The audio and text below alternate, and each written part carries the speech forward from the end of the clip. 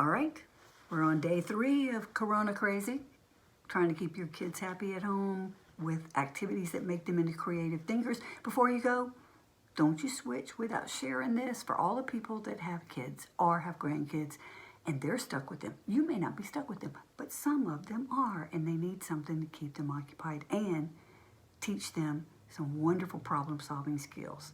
So let me remind you to share, and please, for those of you that are following these, send me pictures. I can't wait to see them. All right, today is super simple concept of line.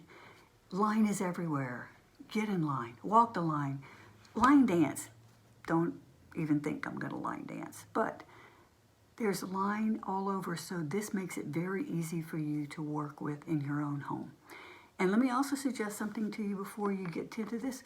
If you have older kids who, I'm not talking about teenagers, I'm talking about kids who are like 7 and 8, make them the teachers of the younger kids. If they're old enough to read or if they're old enough to look at this video, they can become the teacher. Okay, let's start off with dance. Make their bodies into the straightest possible line they can make, kind of like a rocket ship. And then have them take off and land, and then take off and land, and take off and land. Then get some masking tape, and then take the masking tape and run it along your carpet floor from one end of the room to the other. Then they have to jump along that single line of the masking tape. First steps first, when you're in dance, is you want to do toe to heel, and not fall off. Then you might put marks on the masking tape and jump from spot to spot to spot. And that way, they will be able to move and to see the line. The other thing, you may turn it into a curved line or a wavy line. You can turn your body into a curved line or a wavy line or a zigzag line. All right, let's think about music. First of all, lots of instruments have lines. Violins have string, guitars have string. Make them find them. Pick out an instrument that you think it has the most lines in it, or picture one.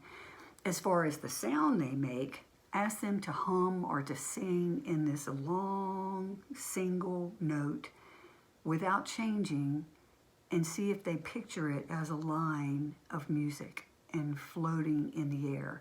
Music, if you have music they can read, it's always on lines as well. Now, let them listen and make them hear something in your home that's making a noise, like the refrigerator drones all the time, or is your dishwasher on, or the air conditioner or the heating unit. They always, we really don't live in silence. See if they can find that single drone line in the air of a sound. All right? Okay, now let's go to writing.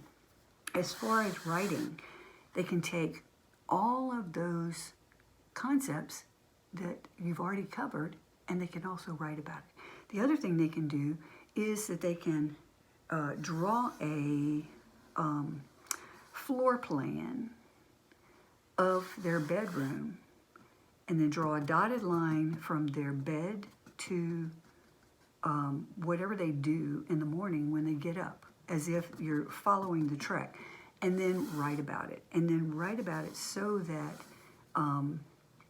they describe it to you.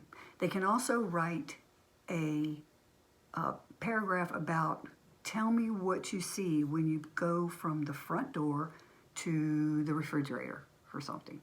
And then go back and look at that and say, well, what about this? What about this? What did you forget? What did you miss?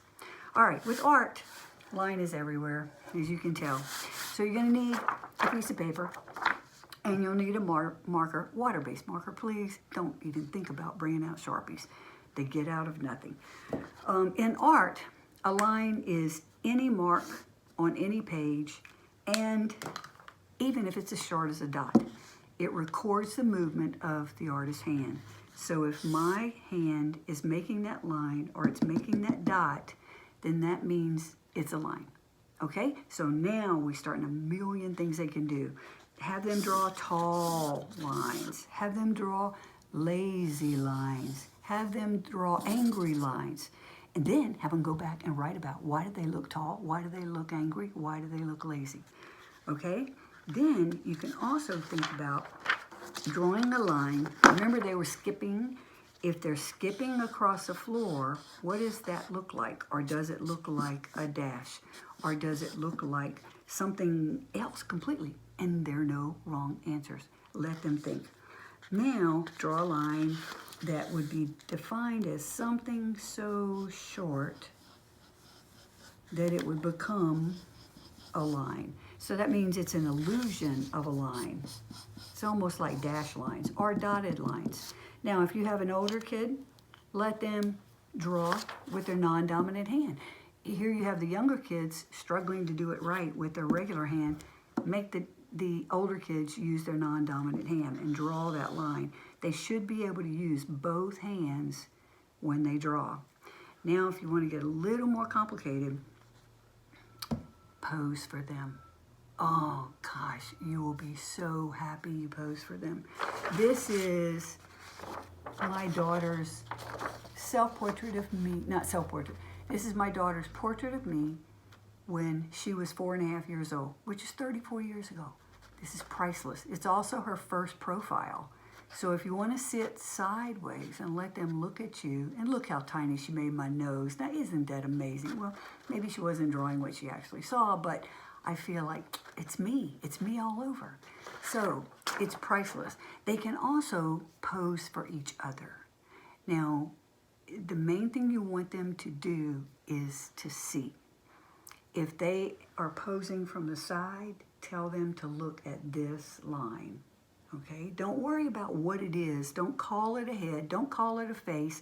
If they're drawing their teddy bear, don't call it a bear. Just say, we're going to draw these lines. And the line that draws this is the same line that draws this. The same line that draws this piece of paper. They're just a bunch of lines. It's when you start naming things that you really get in trouble. Okay. Now these pictures I really want to see. I really want to see any kind of line drawings that they've done, and I'd love to be able to publish them or print them or post them.